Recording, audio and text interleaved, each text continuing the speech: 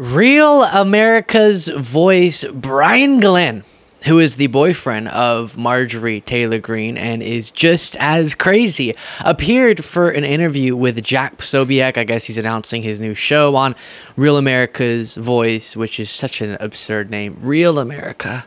Not those fake liberal Americans, but the real Americans. But he had something to say. And there's a really interesting conversation that this brought to my mind. So we'll have that conversation. But first, here's the clip of Jack Psobiec, and then he tosses it over to Brian Glenn, again, the boyfriend of MTG. And that's when America was at its best. We're talking 1980s. We're talking the, Miami Vice with the open jackets and everything. You know what I'm talking about. No. That's when this country was focused on the future. We were talking about progress. We were talking about going forward. We were going to the stars. We were cleaning up our country. Everybody was making money. It felt like there were unlimited, limitless possibilities. That's what the future of America, at least when I was growing up, used to be. Hey, I'm Jaden. I'm one of the producers at The Luke Beasley Show. If you appreciate the work we're doing, make sure to hit that subscribe button. Thank you. And then somewhere along the line, Barack Obama, we decided to turn inward and start saying, well, what about this thing? And what about this thing? And what about something from, 200 years ago or 400 years ago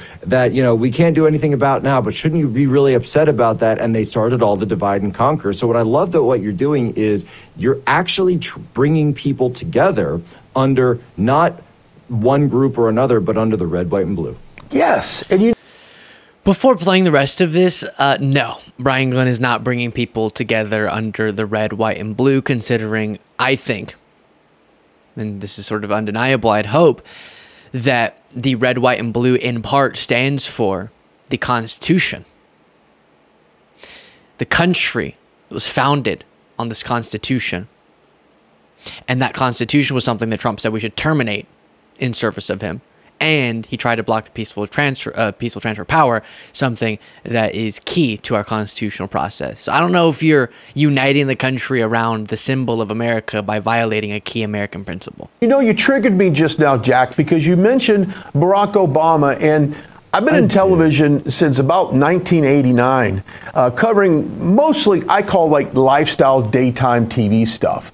But when I heard Barack Obama say that he was going to radically transform this country, that is the first time in my television career that I stopped for a second, Jack. I was like, whoa, what does he mean by that? And that's when I started getting a little bit more mindful on what was going on and got involved. So let's go back to, those days where, America was prosperous and we didn't have all this racial divide, and the left and the media, for the most part, wasn't as corrupt. We want to go back to the time when America was first, and and you spend time in other countries. I want every country. Yeah, so a lot to go through here. Some videos I think will be very fascinating to you. First of all, I want to go back to when America was first. It's what we were talking about previously, this faux nostalgia. And I dare to say that America is great right now. So their whole slogan of let's be great again, let's go back. There are things we should improve on, of course, but I'm not going to throw the concept of something special about America in the trash just because I disagree with who's currently the president. I happen to agree, but I'm saying in their case, the disagreements they have with President Joe Biden. And so there's that at play. The whole MAGA ideology is premised on the idea that we should be going backwards. And this relies on a fake story, fiction, about a time gone by. Even statistically, if you look at some of the key metrics of well-being, they'll pretend like there was the time he said prosperous, and that won't even bear out in the data. And also, because they don't have a strong, compelling vision for what's ahead, it has to be about taking us back. And if you can convince people that the way forward is back, you can convince them that rolling back the clock on a lot of the progress we've made is acceptable, right? If you can convince them sometime back there was so good, everything was perfect, then you can convince them that actually harming us a lot by undoing a lot of that progress is in their interest when it's absolutely not. Again, all based on a fake story. And I will say, not to spend too much time on this, but I'll just put it this way. You're sort of telling on yourself. You're telling me something about yourself when you say everything got racialized with Obama. Everything was fine and then Obama came along and things just got really racialized. I don't know what that was about. I think that's more of a you problem than an Obama problem, if you know what I'm saying. And also, if we're talking about American greatness or us getting better during a period of time spanned during someone's administration, a president's administration, both Obama and Biden, these two bad Democrats, according to the likes of Brian Glenn, were in power during this moment of first crisis when they came into office, something that predated them, and then having to oversee a massive crisis, right? A massive recovery is what I meant to say. They had to oversee this huge economic, social, in the case of President Biden, public health recovery. Now, without getting into the blame and how it should be cast, it should be noted that Republican administrations were in power when these crises started and when they got out of control, and then two Democratic presidents had to come in and oversee this economic recovery. So in terms of America getting better, we definitely got better through the presidency of Barack Obama because of the recovery after the Great Recession. And same thing with Biden, as we've talked about extensively. So their narrative about the loss of American greatness is just absolutely ridiculous. And now I want to talk about who is dividing the country, because there's a little bit of a debate going on about that.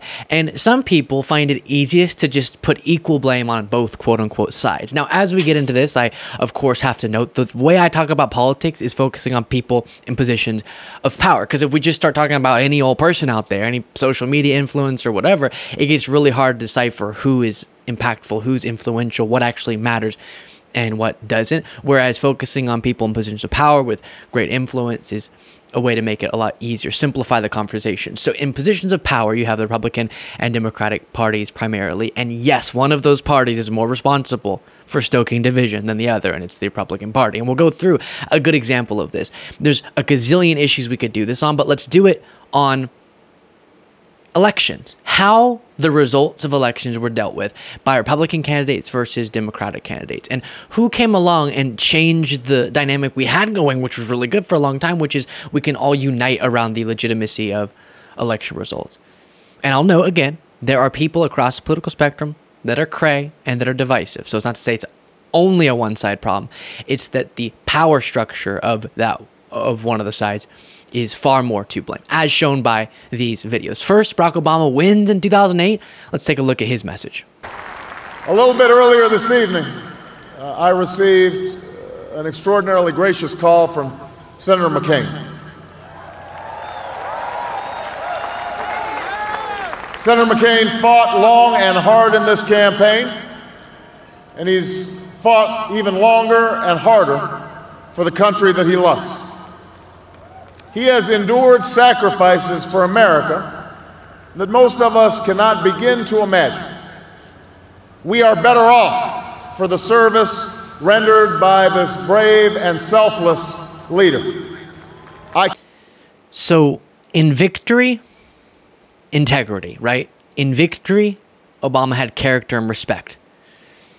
Then John McCain, in defeat, also had integrity and respect for his opponent. We both love.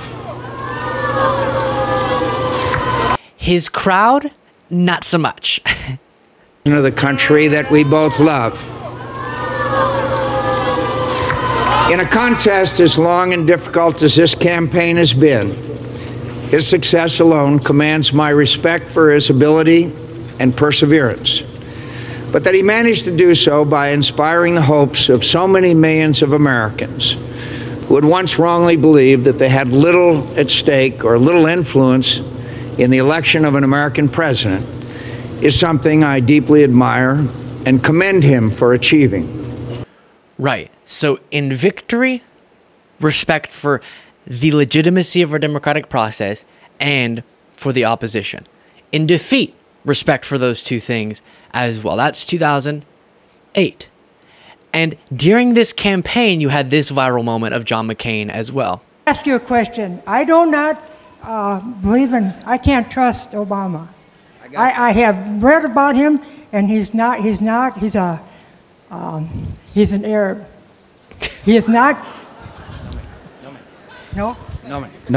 No, ma'am. He's a decent family man, citizen that I just happen to have disagreements with on fundamental issues, and that's what this campaign is all about. He's not. Thank you. So, you see the beginning of MAGA. It was coming for us. We didn't know it then, but that was it. I don't trust Obama, she says, because he's Arab. What is happening? And John McCain says, no, he's a decent family man and an American, and we just disagree on some stuff. Right. That does give you a sense, the foreshadowing. Now, retrospectively, we can say that was the beginning of MAGA right there. Probably far before. But then you have 2012. So still MAGA hasn't quite taken control of the Republican Party. And you have this same victory and defeat, a message of respect. Their son Mitt. The Romney family has chosen to give back to America through public service. And that is a legacy that we honor and applaud tonight. Applauding the legacy of Romney and his family, and Romney echoed the message. I have just called President Obama to congratulate him on his victory. His supporters and his campaign also deserve congratulations. I wish all of them well, but particularly the President, the First Lady, and their daughters. This is a time of great challenges for America. Right. So then, a Democrat loses, right? That next election, you have Hillary Clinton losing and being willing to say this about a truly terrible person.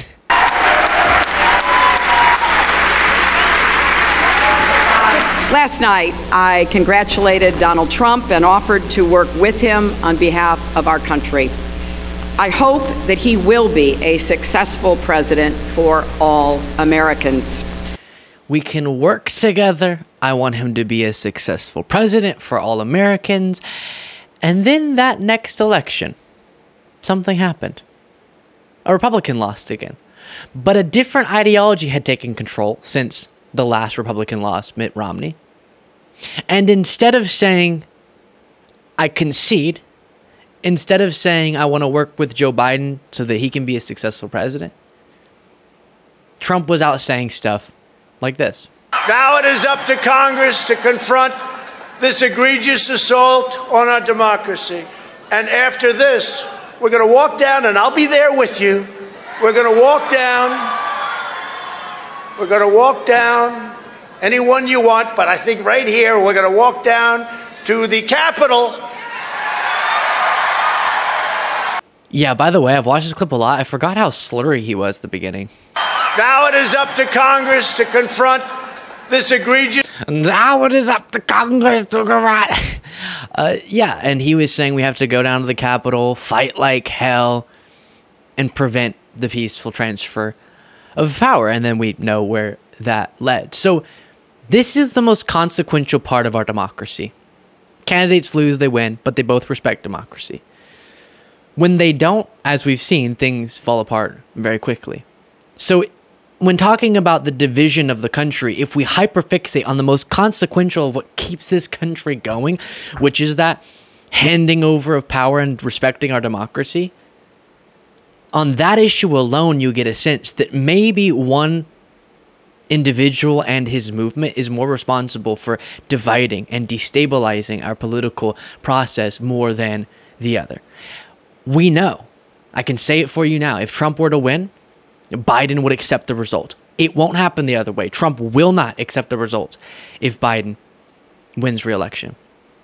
Again, there's a difference in a dedication to our constitutional process. And one movement, it's not the whole Republican Party, but the commanding, authoritative center of it, has given up on a dedication to our constitutional democratic republic, whereas the Democratic Party still values those things, still has that dedication. And that issue is such a representation of the rest of the conversation. It's not that there aren't divisive voices, there are. But we can manage policy disagreements. We can't manage a disagreement about if we will respect the system altogether and the institutional processes all together. And we could have a whole separate conversation, which we won't do today. Instead, I want to watch more of this Obama 2008 acceptance speech to make a different point. But we could have a whole separate conversation about how the incentive structures and the business model of right-wing media, specifically Fox News, has contributed to this.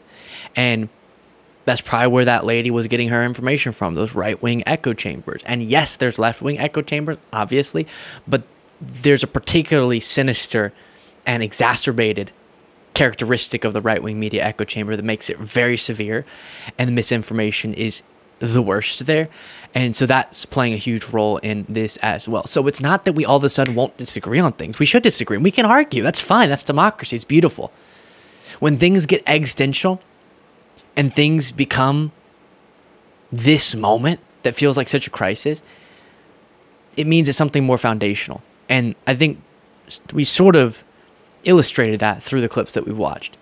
And if we could go back to a time, talking about going back, or go forward to a time that's similar to a past one, where Republicans had that common dedication, then we could get back to being mad about stuff, sure, but it not being a crisis for our democracy.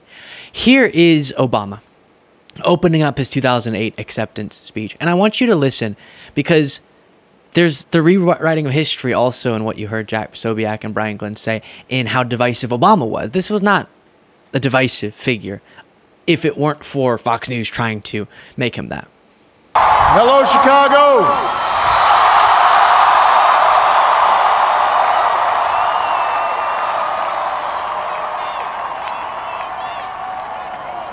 If there is anyone out there who still doubts that America is a place where all things are possible, who still wonders if the dream of our founders is alive in our time, who still questions the power of our democracy, tonight is your answer.